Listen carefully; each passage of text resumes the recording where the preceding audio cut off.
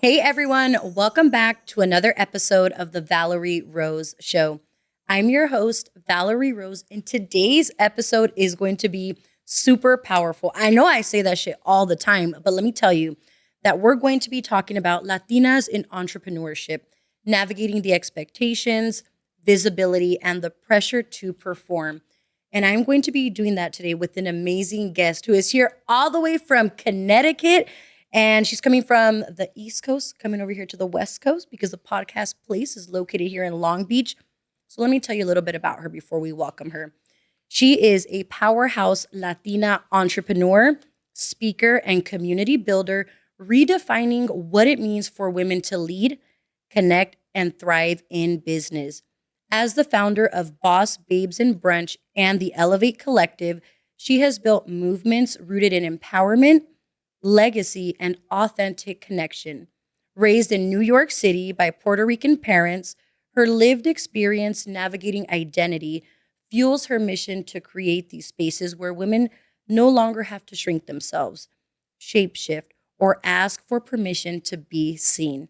Help me welcome the lovely Kayelani Vasquez. Welcome, lovely. How are you feeling? I'm good. Thank you so much for having me here today, Val. Of course. I'm super excited to have this conversation because I know that you're going to bring that real, raw authenticity, girl, of what you've experienced in entrepreneurship. So let's go ahead and start off with, how did you get into being this badass CEO of your brand?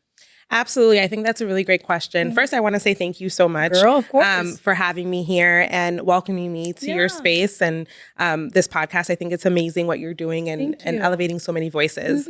And so for me, I was working corporate for about 7 years prior to becoming an entrepreneur.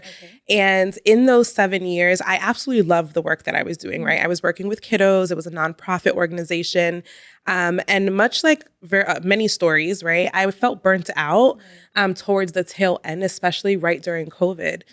So I walk in, right, to my job at one point, and one of my peers gave me a directive. Now, I'm Latina, okay? Like, you are not, I'm spicy, and I'm from New York. Like, hello? You are not about to tell me that I need to do something and not give me a reason why.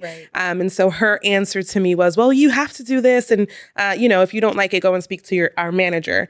And so I very proudly went and sat down at my desk and wrote my letter. What is it? Resignation letter. And I was like, I'm out. I didn't have a plan. I didn't have a savings account. So I don't recommend that. I didn't know what my next thing would be. What I did know is that I had grit, determination, and a drive. I knew that I was going to make it by all means because I'm Latina. There's no other way, right? We figured that shit out. So that's exactly how my story started. I began vending as a small business at other experiences, other events. And I found that a lot of us women didn't have the foundational work set out yet. We didn't know what it took to really build the business, right? And I'm talking like logistics. I'm talking like, how do you file for an EIN? How do you grab your LLC? Should you be an S Corp? Or what are these things that come with entrepreneurship, with building the brand and the business? And so I really wanted a space where women were gonna be able to show up in their most authentic selves, having them feel seen, valued, and heard, allowing them a space where they didn't have to change or mold themselves into anything else but being them. And then that's how Boss Babes Brunch was born. I really love that. It's so inspiring. And a key thing that stood out to me, aside from all of the awesomeness, is how you don't recommend it to others because sometimes it's not the safest way to do it and it could be a little unrealistic for others. But the powerful thing is that you did it regardless of knowing those fears. And as you mentioned, telling yourself, like, I'm going to figure this shit out one way or another. And as you were entering entrepreneurship, you mentioned a lot of great things, like what type of organization they should categorize themselves as, and certifications, licensures, and fees, and all of that stuff. What were some challenges that came about for you as you started the Boss Babes Brunch? For me, it was all about representation in the very beginning, right? Like, how do you explain this business to people? One, for funding purposes, right? Yeah. How do you explain this business to people without saying that it is a conference or something that's, fits into the corporate world? Because I knew that I wouldn't fit into corporate. I didn't want a space where this was going to be similar to a corporate function. So for me, it was visibility and getting my brand up off the ground. And having it be in multiple places all over the country, which is why I decided very early on I wasn't going to just play small and stay in my home state. Right. If I really wanted expansion, I needed to go and meet women where they were. A lot of conferences do cost, right, monies to travel to, and then you're taking time from your families if you're a mom, a wife, and wearing all these hats. I'm a caretaker. And so it was really important to me very early on to meet women where they are. And that's why I decided to travel. So for me, the hardest thing would be visibility in the very beginning, for sure. Nice. Thank you so much for sharing that. And as you were building yourself up as an entrepreneur in the Latino community, I know we're not really taught to think of entrepreneurship. It's more like go the safe route, the corporate world, get that retirement, get that insurance, and just do what you can to level up, but don't throw yourself in too much risk because it's so uncertain. And it's uncommon or not as common within our community. So how did you build up your identity? You already know that you're a badass, but telling yourself like, damn, I'm going to be an entrepreneur now. How did you build that confidence up to truly believe in yourself while also building yourself up as an entrepreneur and creating this whole brand? Community. Community literally has been what's driven me to this point. It's been the foundation for me in my business. I know people say community, yes, it's great depending on where you go. And that does hold true. My community has shown me what's possible, right? Because a lot of the women who are a part of Boss Babes and Brunch and the Elevate Collective, I've seen pieces of me in them and vice versa. Like we've taught each other things, right? And I really feel like if it hadn't been for me seeing that community aspect, that community building piece of it, and really having that be the foundation, I don't think I would be here because entrepreneurship is lonely, right? And it is hard, and it is so difficult to navigate these spaces and speak out on what it is that you're doing without the backing of people behind you. And so, as crazy as that may sound, I don't think it sounds crazy at all, actually, right? But community has been what's gotten me to here, and that how I've been able to pour into myself so much more with knowing that, okay, if ever I fall, I have a whole community of women that are going to back me up, that are going to lift me up also. Right. And I love that. And it's not crazy to think that, or that be a way to build yourself up. And I think nowadays, a lot of people believe that they have to do it by themselves, or they start within themselves and isolating. And as you mentioned, entrepreneurship is lonely. So I love that your community offers so much women empowerment and just a lot of different visions, but everyone's aligned in the mission of empowerment and growth. So now if you could describe for me what the typical boss babe looks like that's a part of your community, so that the women that are out there who are thinking, is that for me? What does that look like to you?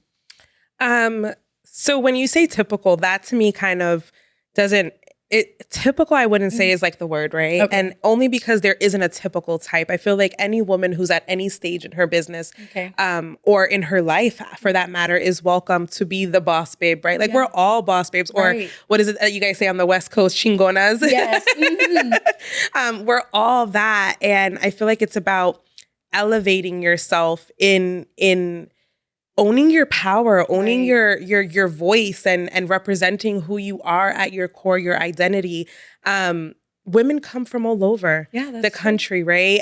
All shapes, sizes, ethnicities. And that's what's great about Boss Babes and Brunch. What I have seen in community is, and what I do think, if I had to pinpoint, right, anything, is there's a drive. There's a desire for more. There's a want. I'm not going to stay small because I know that I'm made for harder and bigger shit. Right.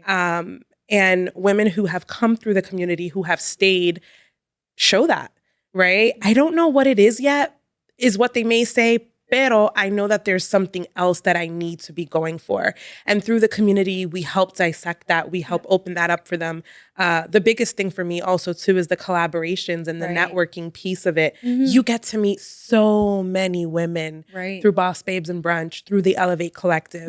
And we refer a shit ton of referrals. Yeah, and that's true because you've definitely been helping me out a lot with that, which leads me to, as you mentioned, you're all throughout the USA. How have you seen the community grow even further as you're hosting these events and just women connecting at these events? Because it goes beyond the social media, right? And the referrals and the collaborations that you mentioned. So expansion. Yeah. Right. And when you think of going into different states, there was a time where Boss Babes and Brunch was traveling every 3 months into a new state. So to date, I've done 14 separate experiences in various states throughout the country. I mean, we've gone to Miami, we've gone to here, California. We've been in New York, New Jersey, Connecticut, Massachusetts, just to name a few, Atlanta, Georgia, Austin, Texas. The list goes on. And when you think of the reach, and yes, to the networking, it's also what women have expanded within themselves, right? It's what women have felt in themselves to be able to believe in themselves enough to move forward. And that doesn't come from, I feel like that really comes from when you sit next to another badass woman. ¿Verdad? Like when she looks at you in the eyes, and like I can tell you right now, like Valerie, you're a boss, babe. Thank you. So are you. I love it. I can say that to you and know that when you look back at me, it's that feeling of, damn, like this is my sister in life and business. And that's the expansion that I've seen in Boss Babes and Brunch. You walk in feeling like you can't or feeling like you're in doubt, and you walk out knowing that you're going to take on the rest of the world because you're powerful. I love that. And I've always felt so much love from you. And just like as her coach, Wendy Amara, mentioned yesterday, it seems like we've known each other for years, but it's your vibe and the love that you give and the way that you lead that just makes everything feel so welcoming. And as you mentioned, community, aside from all of the growth, I'm sure there's a lot of relatability as Latinas, but would you say the community is very diverse, that it's open to all and not just Latinas? And this is more for clarity for those out there who sometimes think just because it's a Latina leader or CEO that environment is only for Latinas. So what would you say about that? The environment definitely is not only for Latinas. I've been very intentional with that from the very beginning because I feel like in a world, especially the times we're living in now, there is so much segregation, right? We're being pitted against one another, just the world as a whole. And I never wanted to provide a space where that's what it felt like. I wanted to provide a space where it felt like we're all welcome, right? So yes, it is by a Latina leader. Yes, I am Latina full. However, that said, I welcome all because my space is made to be able to empower any woman from any walk of life. Love that. Thanks for clarifying that, because now it gives the viewers not thinking that, okay, I only have to be a Latina or I have to be a boss babe. And I love that you explained that, because I've even had friends that I know and they're like, oh, that seems really cool to be a part of, but I don't have a business. Right. And I'm like, no, it's not about having your business. It's about growth. Like, follow the page, learn more about it. But even then they'd still be like, I don't feel like I belong. Because it seems like more entrepreneurial, but it goes far beyond that. So I love that you clarified. And as a collective of women, what would you say are some societal expectations that you see within like yourself or within the community that could be relatable to all? Whew, that's a loaded question. Yeah. That is a loaded question. That we have to have it all together all the time, right? The expectation of we have to have it figured out, like, or that there's a deadline. A lot of women, again, that come into the collective, that come into the Boss Babes and Brunch experiences, have this feeling of, do I have to be in that space already? Like, do I have to meet that goal already? And the truth of the matter is like, absolutely not. Yeah. We are all figuring this shit out together, right? Nobody knows more than anyone. I mean, sure, people go to school, they get education, things like that. That does set them apart. But the truth of the matter is that we're all walking this journey called life together. And the more we come together in unity, the more we show each other love and harmony, I feel like that's really what's going to take us so much further. And yeah, the societal, like, I guess, stigma, right, of you have to have your shit together, you absolutely don't. And I love that you mentioned that, because as entrepreneurship, sometimes it feels like we do have to have it together because you have to be professional. You have to know the next step. But let's talk about now the behind the scenes, girl, which we know, as you mentioned too on social media, it's not all glitz and glam, but sometimes it can seem that way because we're not putting the bad shit that's going on. Right. The nights where we're struggling to figure out the next step, to plan an event, to work with the clients, whether it's financial struggles. So would you be open to sharing what are some things that you notice that go on behind the scenes, whether it's for yourself or women in your community that the world don't see? Yeah, absolutely. So, I mean, let's talk about the fact that I put together these experiences, right? And so I've had multiple instances in my time as an entrepreneur or growing this business where event spaces have changed, and that happens behind the scenes. And now you're telling all of your guests, you know, we're no longer going to be hosting it at this space, and now we have to be flexible and host it at another space. I've had instances where I've opened an experience and closed it, like in terms of like I've hosted it in one space and then the event is over, it's done with, and then I'm still left with no funding, like no monies. And it's because all the cost has gotten eaten up by that one experience, right? And I feel like when you're doing something like this that's for the better good of your community, when you are growing a community, when you are truly invested in their growth and how the outcome for them will be, it's really hard to think ever about yourself, right? Although the outside world may be like, yo, this girl is banking money because I just spent X amount of dollars on going to this event. The truth of the matter is these experiences do cost a ton of money. So for me, it's been the financial piece that I've been trying to also like navigate and figure out, and a lot of people don't see. And I mean, we can go down the rabbit hole and talk about funding, right? How it's not, I'm not a nonprofit organization, right? I am very much for profit out of choice.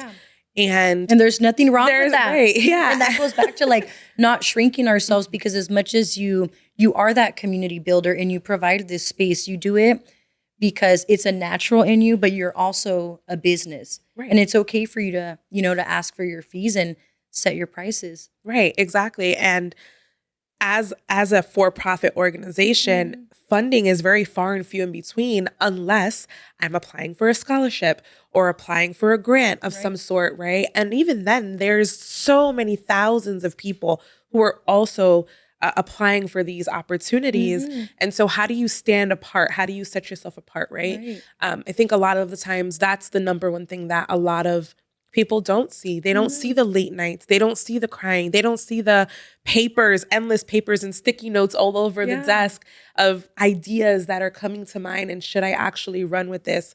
And then also the fear. The fear of, should I continue to expose myself on social media or anywhere in the world and show the world who I really am? And am I going to be judged and criticized? Lastly, I will add that a lot of the times people have a fear of failure. And failure isn't really the fear that we have.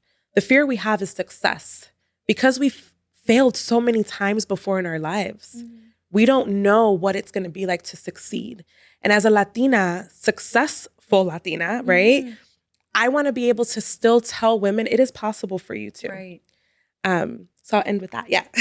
I love that. And as you're mentioning the funding, because for your business as being a for-profit, I love that you mentioned the scholarships, and I'm sure there's other external resources, but would you say that a lot of it comes from self-funding too? And that's something that people don't see. Absolutely. Aside from like clients, I know for me too, it's a lot of it is more self-funding. Absolutely. That comes at a price because then it does tie into our personal life. As you mentioned, you know, you have your family, there's other things going on. And I think sometimes people see, they're like, ay, mira las que ricas. But there's so much sacrifice that comes to be able to make those investments. And at times it might pinch one's pocket or go a little overboard the budget.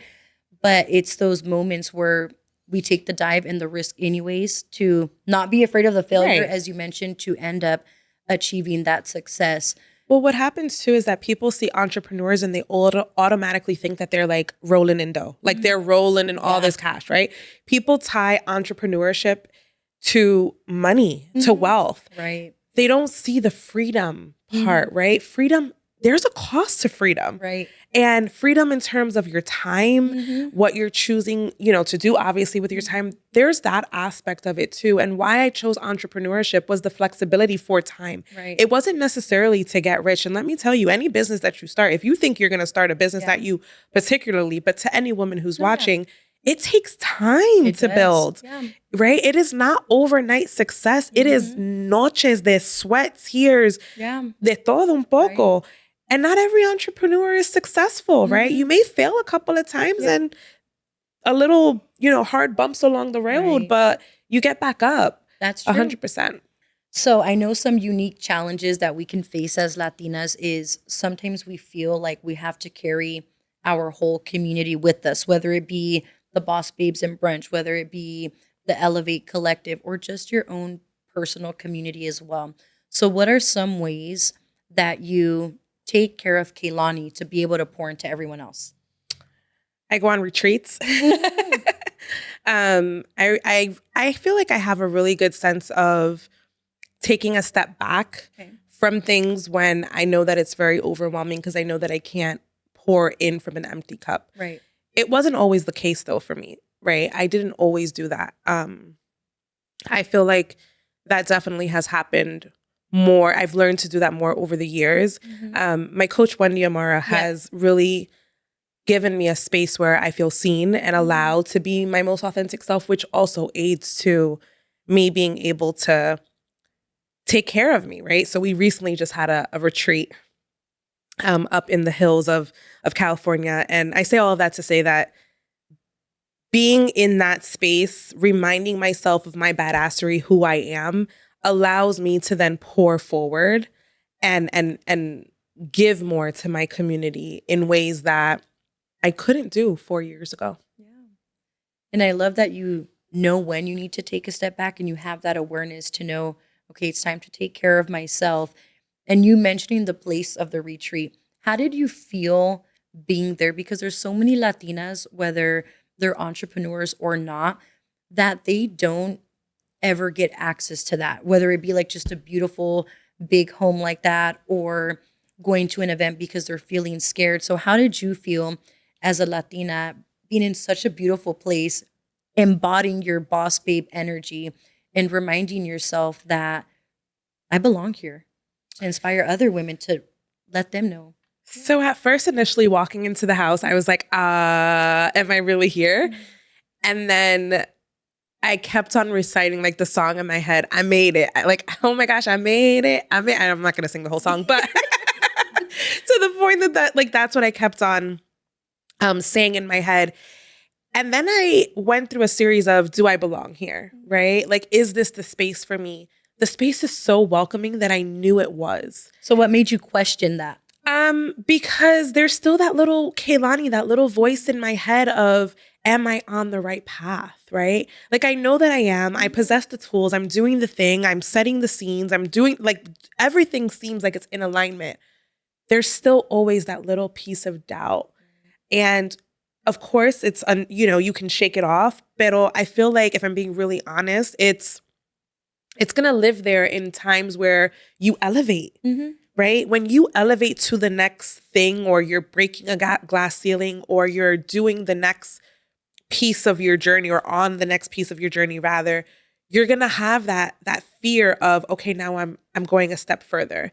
And so for me, entering that house, it was that, because the Kayelani 4 years ago would have never imagined that I'd be in a mansion in California on a woman's retreat. And so to be able to experience that and get that piece of luxury made me definitely understand and feel that things are all possible. It is possible for me too. It is possible for this Latina from New York City to be in California in a mansion. I deserve that too. And it isn't only for the women who are already successful. Absolutely. I agree. And I love that when you got there, it was feeling like a bunch of good vibes in your body, in your mind. And even though that little bit of self-doubt came in, you did what you had to do to re-regulate your system and remind yourself that I do belong here. which leads me to, girl, you are the content queen. So when you're there, like, I love how it's so easy for you to just be able to get content. And I know as entrepreneurs, we need to use our social media platforms to promote our business, gain visibility and awareness, but it takes time, even money, and energy to create these pieces of content. So what would you say it looks like behind the scenes for you when creating content for your brand? Girl, I love content. I know you do. You can turn a camera on me any day of the week and I'm going to show up with my hair up, my hair down. I've shown up with a doobie on, which, do you know what a doobie is? Is it like a hair cover? Yeah, so it's a hair cover, pero like Puerto Ricans and Dominicans, we like wrap our hair up so that we can keep it like looking all straight. Okay. I digress. The point is it different than a bonnet? You put a bonnet on it. Yeah, you put a bonnet on. And that rhyme, bonnet on it. Right. So you put a bonnet on.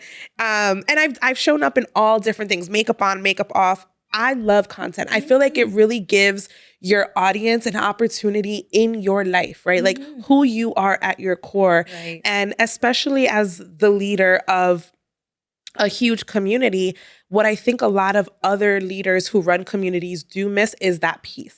Right? You want to be relatable. You want women or any community that you're leading to know that you're a normal person, to know that you struggle too. And you're also really successful, right? You're also human. You love to, like for me, I love to dance. I love to fake sing. I love to do whatever. Yeah.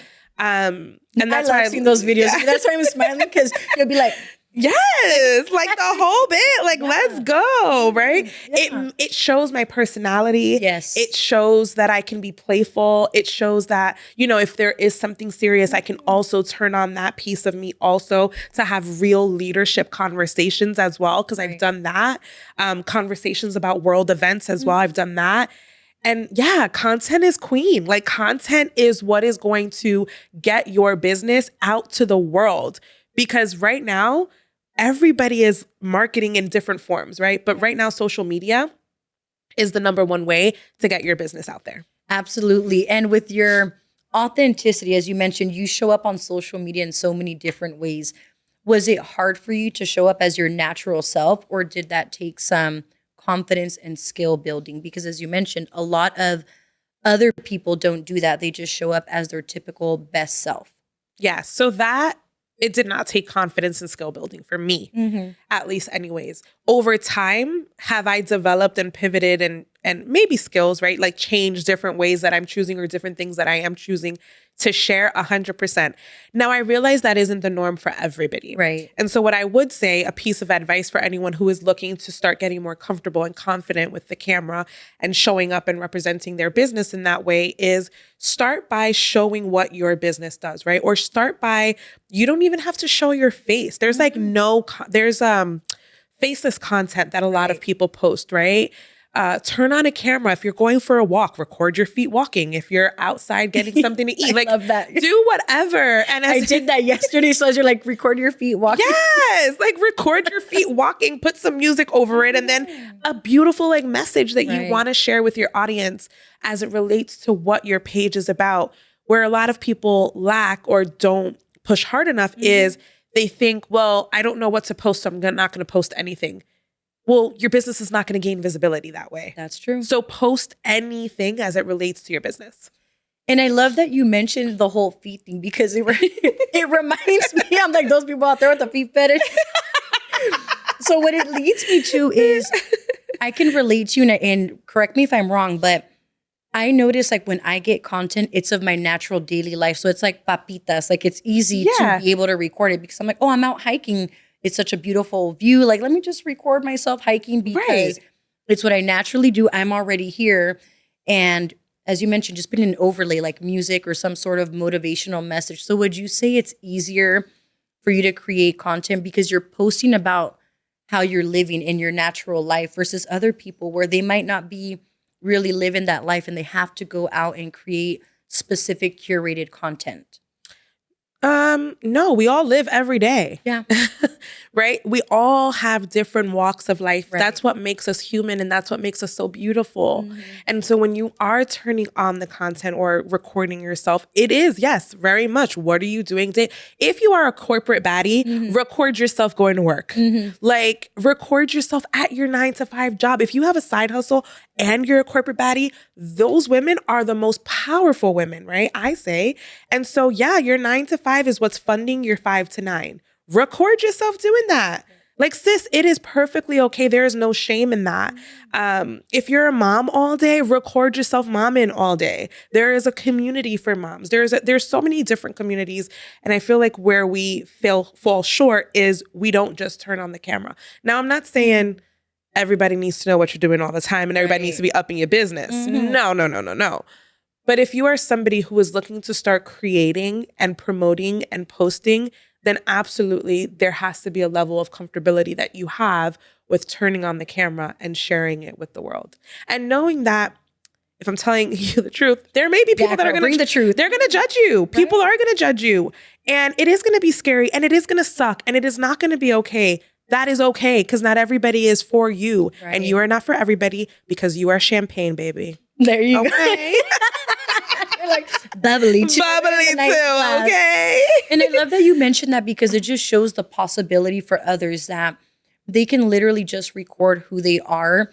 And of course, there's going to be some purpose and intent behind it, especially if you're running a business. Right. So it leads me to ask you, when everything that's been going on within our country, I know it was something that you were feeling very deeply, girl.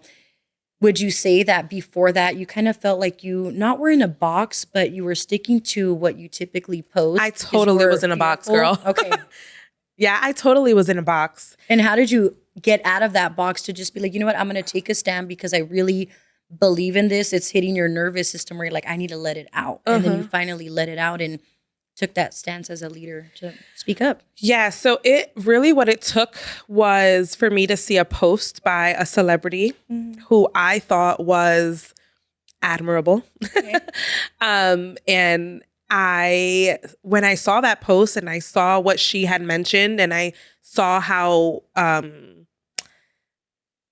much she, I guess, was idolizing our president, that to me just rubbed me so wrong. Like, that was the pivotal moment. And there had been many other things before that. I just didn't speak up on it because I didn't want my platform to be the space where I brought that to it, right? I wanted it to still be very neutral, like not ruffling any feathers. Pero after that, girl, I was like, fuck this. Excuse me if I don't know if I could curse. No, girl, you could curse. You could do everything up on here. Solomon's like, please don't mind. We cuss on here. Yes. We don't give a fuck. Girl, after I saw that, I was so PO'd. I was so upset. Yep. PO'd. Hold on. I have to take a minute. Pissed off. PO'd. I got it out. PO'd. I was so PO'd. I was just like, I cannot stand to stay silent any longer.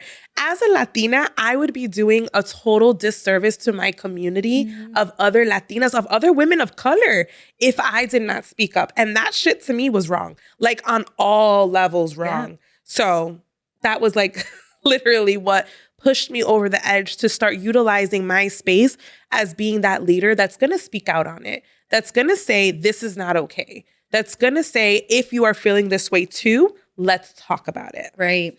And I love that because a lot of leaders aren't doing that for their own reasons, right? But you speaking up about that, I think it attracts all the people that are aligned for you. And then it also gives power to other people to stand up for what's right and see like, okay, Kayelani is a badass and she brings nothing but goodness to the community, but she's also going to stand up for what's right, which then makes the Latinas in your community feel even more protected. And in general, all the women in your collective and within your community, because they know that you're going to stand up for what you believe in. And I think a lot of people lack that. And that's you literally reclaiming your leadership and your beliefs. Did you have any repercussions to that? I didn't. Okay. I didn't. My community received it really, really well. I think that if the repercussions, it was everything internally, right? On whether or not it was something that I should have done. Should I have said something? If anything, it helped me or aided to me getting clients. Right. me furthering collaborations, me meeting new women actually saying to me, I decided to work with you because you decided to speak out on things like this. Right.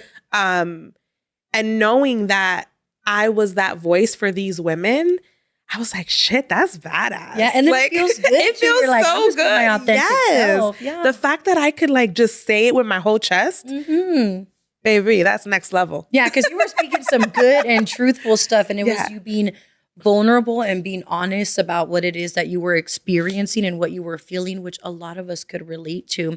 And I am so happy to know, girl, that you didn't have any repercussions, because I know a lot of people did. And it doesn't need to be negative at all to be impactful. I know for my experience, it took me a bit of a minute to speak up as well. And the two pivotal people that encouraged me to speak up, I seen their content as well, was your coach, Wendy Amara, because she was going like hard in the paint with it. Yeah. And I don't know if you know who Gina Zapanta is, but she's a lawyer here in California. Yep. So she was just like taking a really big stance as well. Yep. And I'm like, you know what? This is what I'm about. And it doesn't matter the loss of income, clientele, whatever the case may be. So I was in a fear-based mindset that, fuck, I'm about to lose some money. I'm about to lose some partnerships and current workshops that I had coming up, which I did. So in my case, when I ended up speaking up, I lost clients because all they could see was their beliefs being terrible, opposite. But then it did lead me to realize, well, clearly you don't believe in humanity. Right. And, you know, us being professionals, I didn't end up going off on them. I'm like, you know, I totally understand what you want to do. And so I definitely lost clients.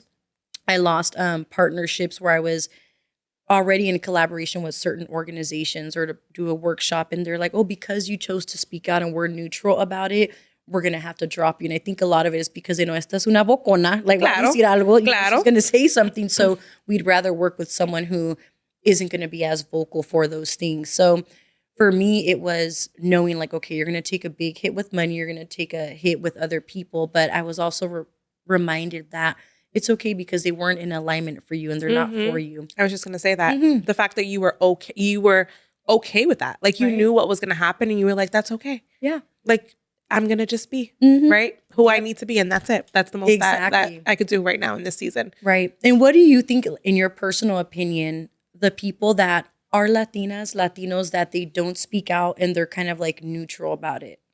They're afraid. Right. It's fear, right? I think the neutrality comes from either A, you're not fully educated yet, right? And I'm by no means like an expert in anything political or anything that's happening in our country right now, or all over the world. However, people who don't take a stance, it's like they don't do it until it happens to them. Exactly. Until they're affected. Exactly. And when it does, is it too late? Right. So it is that fear. It is that, should I say something too? Should I join this community too? Because they don't know. It's the fear of the unknown, the fear of success, girls. Successfully saying your piece is what I would say for sure. I love that. And that is just, it's so powerful and it's very true. And it's sad because it sucks that it has to take bad shit to happen for then people to take action or do something. And I just love that you embody being your authentic self and like reclaiming your ownership of you just taking a stance on this, because it is harsh times. And I think the better that we come in union, no matter if you're brown, black, white, whatever the case may be, your beliefs, it's like still standing in what's right. And something that stood out to me a lot that you just mentioned, not being an expert in politics, because you don't have to be. It's not like we're coming on social media now and saying we're these like political social activists. It's more like we care about humanity. These are our natural instilled beliefs. And we just, you know, want to do our piece to making our part to make the world more peaceful, a better place in our communities, while also honoring our beliefs to defend those. So I know we're like slowly coming to an end with this podcast episode. Do you have any final messages, anything specific about your brand that you'd love to share? Yeah. I mean, I definitely would say if you're a woman who is out there struggling with identity, struggling with finding a place in this world, struggling with trying to navigate the uncertainties of what's going to happen tomorrow, Boss Babes and Brunch and the Elevate Collective is definitely something that's made for you. The fear of failure is a lie. It's the fear of success. And we are all successful beings. And so I have an event, an experience that is coming up in New York City on July 19th. And I welcome you all to attend. You can go over to bossbabesandbrunch.com to find any more information on that. You can also send me a DM at bossbabesandbrunch with an underscore. And if you're looking to have a conversation, if you're looking to feel like you're part of something bigger than just you, connect with your girl. I am open to answer any question you have. I am one DM away. And let me tell you something, my DM game is on point. That is so true.